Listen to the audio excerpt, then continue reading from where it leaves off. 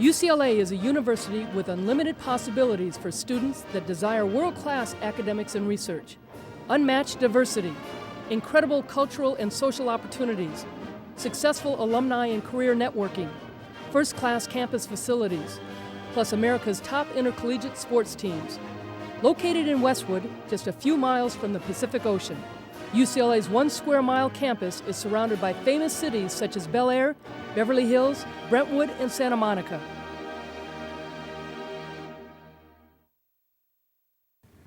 Hi everybody, welcome back to Westwood for another edition of UCLA Bruin Talk. With Naomi Minea, I'm Dave Marcus. We're glad to have you with us. Today we're going to talk to some athletes who are getting ready for the most important part of their season. Before we meet our first guests, let's take a look at this week's upcoming events.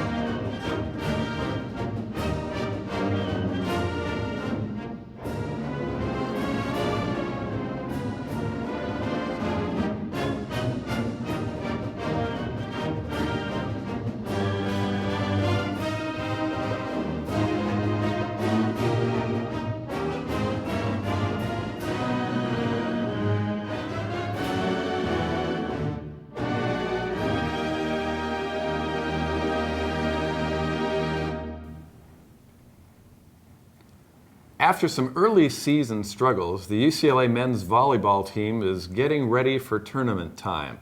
The Bruins had a 7-game win streak snapped a couple of weeks ago, but with the tournaments coming up soon, you know they're getting ready for some critical action. And we're very happy to have a couple of members of the volleyball team join us, Ryal, Jagd, and Matt Hanley. Welcome to UCLA Bruin Talk. Thank you very much. Good to be here. Matt, Bruins 15-11, you've had kind of an up and down season, but you were on a real roll for a while. Yeah, we're on a great roll. We had 7 games in a row. We're playing really well, you know, if we play that well and play that confident, then this tournament should hopefully come out pretty well.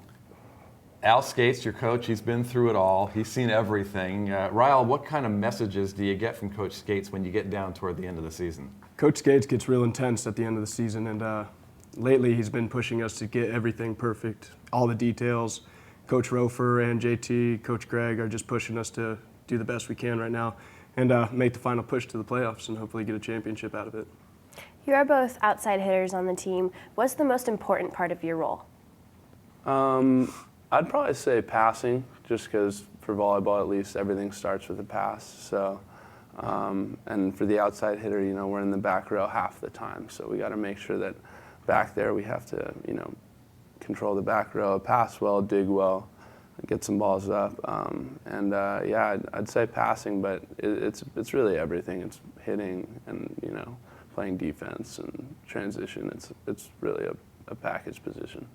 Ryal, when you were in high school, you were a great wide receiver on the football team. Now at 6'3" at wide receiver, you're pretty big. Yeah. 6'3" outside hitter, you're always going against guys that are bigger than you. How has that transition been for you?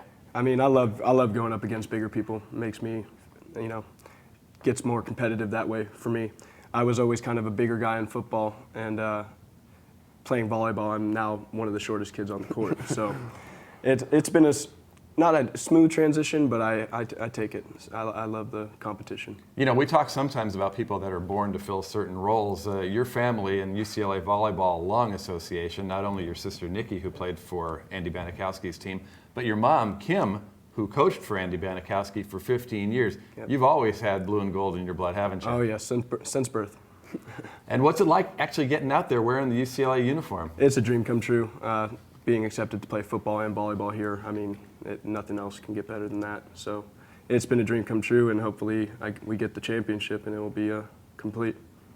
Matt, you're also a Southern California guy. When did UCLA kind of pop into your head? I didn't really get recruited very much out of high school. It was kind of a surprise kind of deal. I got recruited by Santa Barbara and UCLA on the same day, and it was really late in the whole process and kind of overwhelming. And I was, very exciting. My parents were ecstatic, and my mom went to UCLA, so I kind of figured that maybe I should continue the tradition. You mentioned earlier that you were recruited for both football and volleyball. What made you decide to focus on volleyball? It became more of a body function thing. I went through a couple injuries that put me down a little bit. And volleyball, I mean, these guys have been my brothers ever since we came here, and they let me come in and never really treated me as an outsider. So it was easy to go play volleyball and just become the volleyball player instead of a dual sport athlete.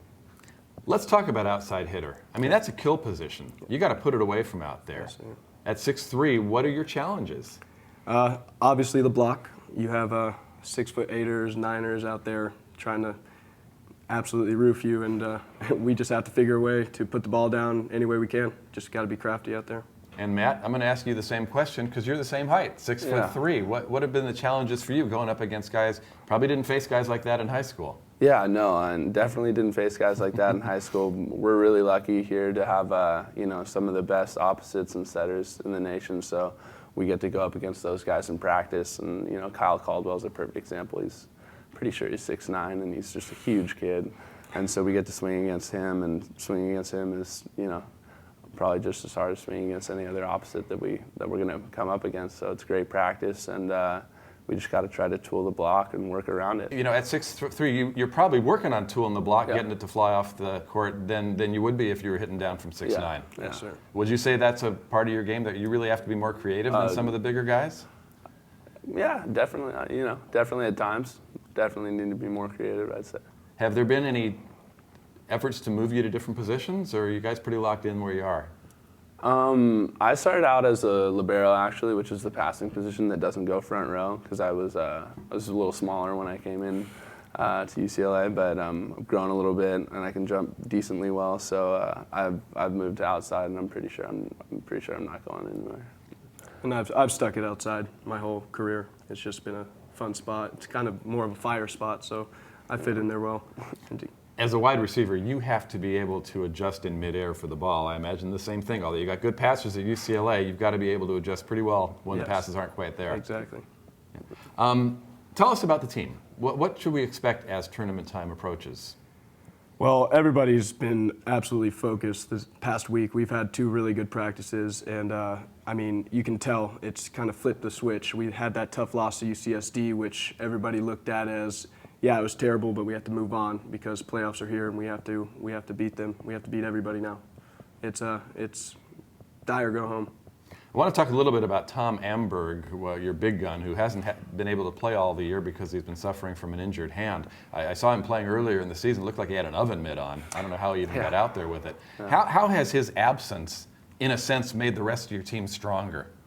Well, yeah, with Amberg gone, we have a bunch of other middles that are very, very, very good. Phil Darren, Nick Vogel, who was starting last year for a little while. Max Greer, who comes up from the second court a bunch, and these are all middles that come up and, in Amberg's absence have to, step up and play really well, and the middle position is really tough to come into either a starting position or even, playing against those, the other middles like Wes Dunlap and stuff like that. So, but they've all stepped it up a lot, and it's been great. They're all getting a lot better, and it's making Amberg better as well. Looking forward to conference play, what are some of the teams that you guys think are going to be your biggest competition? SC is always our biggest competition just because of the rivalry. But, we take it head on. We don't mind it. And, we've lost to them a couple times, but we'll be coming after them. Yeah. Ryal, you're an upperclassman. What are some of the lessons you've learned in your first couple of years you've been able to pass on to some of the younger players on the team? This program is very different. It's not a regular volleyball program, seeing that there's almost 45 kids on the team and there is a blue curtain that you have to get sent down sometimes too. There's 2 courts, and it's just patience. It has to be patience with Coach Skates, and there's a method to his madness. There really is. He's won 19 national championships for a reason, And we just got to keep focused on that whole idea right there. But we just got to keep listening to our coaches and, backing each other up, just like we have been doing. So, and we'll be safe. We'll be good. Matt, are there times when Coach Skates is laying down the law and you have to take a step back and think, this guy's a legend? I mean, does the moment hit you, or is it the content of his words at that moment? Yeah, I mean, sometimes, and I would say every time in practice is a time that Coach Skates makes us laugh with something he says or something he does, but I'm pretty sure that there's not one player on our team that doesn't understand that he's been around the game longer than any of us have by, triple. And, 19 national championships speaks for itself. As we're coming towards the later part in your season, do workouts change at all? What are workouts like for you guys right now? Our workouts have decreased. Yeah. We don't use our legs much because we're jumping all the time, and for us short guys it's kind of nice because we get to use all our legs in practice. But we just lost our weight coach, Coach Sowers, and we got Coach Yu now. Hopefully he's going to stick with us for a little bit and just work through our season right now. But our workouts aren't very tough. We just go in there, make sure we're functioning, and if there's injuries, we do stuff around that. But we get in there 2 times a week. Well, how about working on your vertical? Was that mostly done in the fall? Was it done in the summer? When do you really work on building up those fast twitch muscles? The vertical and all the hard workouts are at the beginning in fall. Pre-season. We have 2-hour workouts, and then we have to go to a 3-hour jumping practice. So our legs are pretty fried then, and we get used to it throughout the season. So that was just the tempo there, is to get us as tired as possible at the beginning of the season, so we jump through it, and then our vertical is increased. Your former home, Pauley Pavilion's been closed. You've seen the last of it, but it had to be kind of fun playing with all the festivities going on, commemorating the great tradition of Pauley Pavilion and UCLA volleyball. Yeah, it was really nice. I redshirted last year, so this was my actual first year to get to play in Pauley Pavilion, and it was everything I'd hoped it to be, and it was really awesome being in there. And I'm hoping that by the time I'm a senior, maybe junior, it'll reopen and I can play in the new Pauley Pavilion. Yeah, as well. from all accounts, we aren't going to recognize the place. Yeah. It's supposed to be really something when they get it finished. So. How about in school? What is your area that you've picked to study? I've chose history as my major, just because it was kind of my best subject in high school. It's not very hard for me to deal with, and so I've kind of focused there. But I've also been taking some other classes that I find interesting right now. I'm taking a screenwriting class. That's pretty awesome right now. I'm enjoying it. Get to write a movie, and so that'll be pretty fun. And Ryal, you've had to make the transition from UCLA family to UCLA student, yes, and going out for 2 sports at that. How's your studying been? I'm a history major, and with history comes a lot of books and reading. But it comes pretty naturally to me. History is a fun subject, and I pick it up pretty easy. So doing both sports was kind of a factor in picking a history major. Well, guys, we wish you the best of luck as the season rounds into the final days, and best of luck in the tournament, and I hope that we'll see you up there bringing UCLA another banner. Perfect. Thank you. We'll come right back for more UCLA Bruin Talk after this brief public service announcement.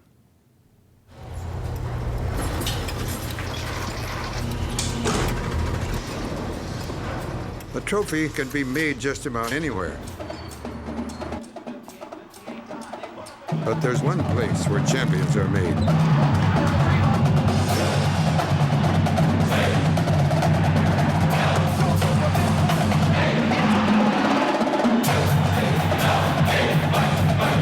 UCLA, champions made here.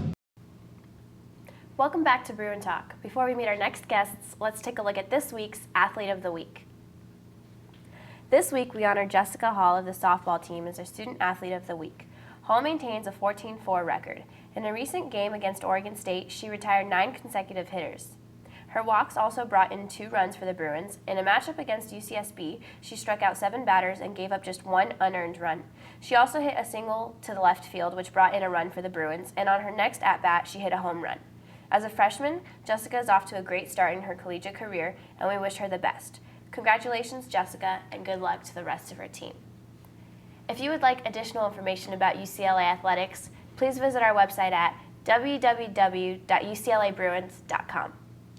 And we are very excited to talk to a couple of guys who put the field in track and field. The field events are fascinating. Individual events take a lot of different kinds of skills, and we have a good cross-section today. We welcome Michael Woepse and Alec Faldermeyer to Bruin Talk, a pole vaulter and a thrower. And Alec, let's start with the throwing. It's as old as time, I guess. Just see how far you can throw something. You throw the hammer. That's quite a specialized event. Exactly, it is. It's not a very common event. Not a lot of people know about it in track and field, but it's a very difficult event to learn, and it's very exciting to watch. And I think in our upcoming dual meets, a lot of people are going to see that. How does somebody get into that? Well, it's kind of random. I had a teacher at my school who was an excellent coach, and I started off in shot put and discus like a lot of throwers, and found out that I didn't like them as much, and so I moved on to the hammer throw, which I just fell in love with. It was definitely my events for me. Well, two of the things that are most striking when you come to a track and field meet, you see the big cage around the hammer, and you see the big pole vault bar. That's always something that draws the fan favorite. Michael, you kind of went into the family business, following the footsteps of your brother Greg, your dad, a great pole vaulter. Is that what got you interested? Yeah, I mean, my dad was a good pole vaulter. Really good pole vaulter. He was on a couple Pan Am teams and just kind of set it up for us. And then when we got older, he introduced the sport to us. And my sister was actually the first one that did it. So she also pole vaulted here for 4 years and had a really good career. And then my brother got into it, and then I got into it. So people that haven't tried it probably look down to think, oh, I could do that. It's not as easy as it looks, is it? No, it's not. Especially if you don't understand it.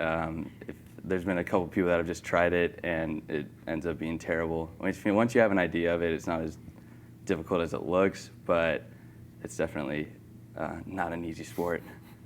Being from Tustin, California, have you always wanted to come to UCLA, or how did your interest Yeah, it's begin? been my dream to come to UCLA for pretty much my entire life, especially once my sister and my older brother came here. My mom went here too, so we've been Bruin fans our whole life, and once my older siblings went there, it was where I wanted to be.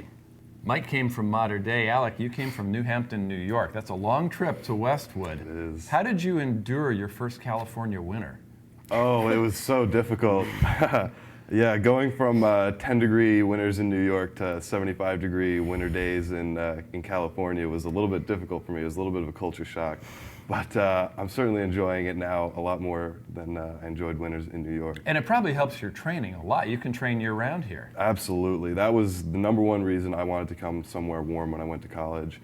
And this was just the absolute perfect place for me. I mean, you can't get better weather than this. See, back there it's two events. It's the hammer throw, then the hammer find. Yeah, I mean, sometimes we'll have 3 feet of snow out there, and we'll be looking for an hour for our hammers, and feet will get wet, and it's cold, and it just makes you not want to do anything. There's also an indoor event. People don't know this, and I didn't know this before we started chatting. There's an indoor throw event where you're basically throwing a 35-pound brick, for lack of a better term. Yeah. Tell us about the indoor throw. Well, the 35-pound weight throw is the indoor version of the hammer because hammer goes quite a long distance if you throw it well, and it would be difficult to do indoors, safely at least. So instead of the hammer being, about 1 meter long, we have the weight that's a little over 1 foot long, about 1.5 feet long, and it weighs 35 pounds instead of the standard 16-pound hammer. So it goes a lot, it doesn't go as far. We throw it in the same type of technique that we do with the hammer, and it's the same type of ring and everything, so it's just basically the indoor equivalent. Mike, there's always been indoor pole vaulting, outdoor pole vaulting. The records have usually been fairly similar, although more on the outdoor. Right. What's the biggest difference for you, vaulting indoors as opposed to outdoors? Well, indoors just takes a couple of variables out of the pole vault, the wind being one of them. So it makes it easier in some senses, but like the outdoor world record's higher than the indoor world record, because if you get the right wind, it's a really good advantage. But if you're indoors, it takes wind out of it, so you can't get a bad wind. And it just kind of makes the variables less. So you're more consistent indoors, and you're usually on an elevated runway, so you can hear your footsteps, and you feel like you're moving faster, which just helps your confidence. So they both have their advantages and disadvantages. Both of your sports are specialized sports, as we mentioned before. How do you train for them, and what kind of workouts or weight regimens go into it? Well, I know for the throws, the hammer is a completely different event than the shot put, discus, and javelin, which have some similarities. But it takes a lot of weight training. We do in season 3 days a week, out of season 4 days a week of heavy lifting generally. Out of season we do high volume, high intensity, and then the volume slowly goes down. But it takes mostly a lot of technical work. I mean, I'm by far the weakest thrower on the team right now. And I can still throw the hammer very far because I have a pretty solid technical background. I've had excellent coaches in high school, and now Coach Maynard is also an excellent coach. So really, technique is the most important part, and I'm sure it's absolutely the same with vault. Yeah, technique is huge. It's kind of hard to work on because there's so many aspects in pole vaulting, and it's tough to work on one part of the jump because you have to do all of them. But a lot of the training you do is a lot of body weight stuff, a lot of gymnastics and high bar, stuff to give you body control so that you know where you are in the air. And then also weightlifting is important, and then running endurance. We do a lot of bounding, a lot of sprinting, and in the fall it's more long distance stuff. We run 200s just to build our legs up and get strong. You made a comment about hearing your footsteps on the runway when you're indoors. How much of it is sprint work? You really are flying down that runway. Yeah, I mean, you want to be as fast as possible when you hit the box. So you need to be, your fast twitch muscles have to be firing. So once you get into like this time of the season, it's flying 40s, 50s, and just trying to feel good. You know, it's kind of more rest and short endurance stuff than long endurance trying to build up. And you have to find a way to translate that forward motion into vertical motion. Yeah. What are some of the keys in making sure you translate that speed on the runway into a great vault? Well, like coming in, the run goes slow to fast, so your fastest at the end of your run, and to translate that into height, your last 3 steps usually try and be shorter than your other strides, so you're setting yourself up to jump, kind of like if you're dunking a basketball or doing a layup. You take that forward momentum and kind of chop your steps down and then jump. I have to ask, I know in gymnastics, most vaulters, in the gymnastics sense of the word, have a specific number of steps they take, and they have the exact same run down the runway every time. Is that the same deal with pole vaulting? Yes, absolutely. Most pole vaulters run from a 9-stride run, which is 18 steps, and some run from an 8, but it's the same every time. You run from the same marks. It keeps it consistent, and you need to definitely be consistent on the run in order to pole vault. Alec, you guys are both in very specialized individual events, but you're part of a team when you come to college. Tell us some of the things that the team does to build camaraderie amongst the different events. Well, one of the great things, I think, is how Coach Maynard sets up the rooming, actually. I am roommate, me and Mike are roommates, so he sets it up so that no one athlete in a certain event group, throws, sprints, distance, rooms with another person in that same event group. So I live with a vaulter, we have sprinters and throwers, distance. We also live with 2 distance guys. So that's really a great part of building the team camaraderie. Also, bringing back the dual meets is a great part because it's no longer, how did I do in my individual event? What's my mark? What's my time? It's now, how many points did you get for the team? Is the team going to win overall? And it's really a great way of building up the teamwork and everything. Yeah, we spoke with Coach Maynard about that when he was on our show last month, and I remember the era when the dual meets were a big deal in Los Angeles, huge crowds, and I know he's hoping to get back to that. Let's talk about, Mike, the crowd. Do you block them out when you're on the runway? Are you even aware there's people in the stands? Yeah, I mean, I kind of feed off the energy in the crowd. It's the most fun part is enjoying it and hearing the crowd cheer for you. Kind of makes you more excited, and it makes everybody else excited, so it makes it fun. But yeah, we hear a lot about how back in the day the dual meets used to be sold out at Drake Stadium, so we're just trying to get back to that. We had a pretty good turnout for the Tennessee meet, and it made it a lot of fun to compete, and we're hoping to get a big turnout for the Oregon dual meet coming up. So, being a freshman, what is or are your favorite experiences so far? Well, for me, it was pretty awesome to be able to go to indoor NCAAs as a freshman. And Mike redshirted indoor freshman year, or else I'm sure he would have gone as well. So that was a pretty exciting experience for me. I don't know about you. Well, yeah, I wasn't there, but putting the UCLA jersey on for the first time and competing for UCLA was an honor and was a lot of fun. It didn't go as good as I was hoping, but it was still an honor and still fun. And one of the biggest surprises once I got to UCLA was how team-oriented everything was. I didn't expect that at all, but everyone's in the same boat. Everybody wants to win national championships, and everybody works as hard as they can to achieve that every day. So it makes it a great environment to train in, and just being a part of a team like that has been the most special thing. And you get a chance to mix with athletes from other sports at UCLA. Yeah, definitely. I mean, everybody's in Acosta, our training, and like where our locker rooms are. So everybody is always in there, and everyone's lifting at the same time. Sometimes we're lifting with, well, we're in there a lot with the tennis team, and we're sometimes in there with the volleyball team. So everyone's working hard, and it just makes it a really positive environment and makes your energy go up, so you're training hard. Alec, tell us your thoughts when you found out UCLA had some interest in you. Well, I was pretty shocked, to be honest with you. You know, I'd been looking at a lot of other places. Obviously, I wanted to go somewhere warm away from New York winters, but UCLA was actually the last school that got in contact with me. They were the latest, and Coach Maynard was actually the only coach that never came out to New York and visited me. But when I found out he was interested, I talked to him on the phone a couple times. I got an official visit right away. And when I came out here, I was amazed at everything, and I knew right away this is where I wanted to go. What is your off-season training like? We do a lot of heavy lifting to build up for the season. We do a lot of plyometrics and ab workouts and things like that. Basically, it's just it's staying in shape and trying to build your strength levels and your technique level to a point where you're going to be ready to go at the beginning of the season and not, you know, have to build up over a long period of time. But yeah, we especially technique work we do a lot of, because you have, you know, those few months where you can really focus on just the technique and not have to worry about competing, and it really helps. That's probably the most helpful part of the season in terms of improving your technique. Like a lot of great UCLA athletes, these gentlemen know that championships are not won on the day of the event. They're won in the time preparing for the event. John Wooden's favorite saying, failing to prepare is preparing to fail, and at UCLA they take that very seriously. Guys, it's great having you in here. We're really looking forward to following you through your careers and helping build UCLA track and field back up and getting those crowds in Drake Stadium. Absolutely. Thanks for joining us. Thanks. And thank you for joining us. Naomi and I will be back next time with another great show. Until then, so long from Westwood.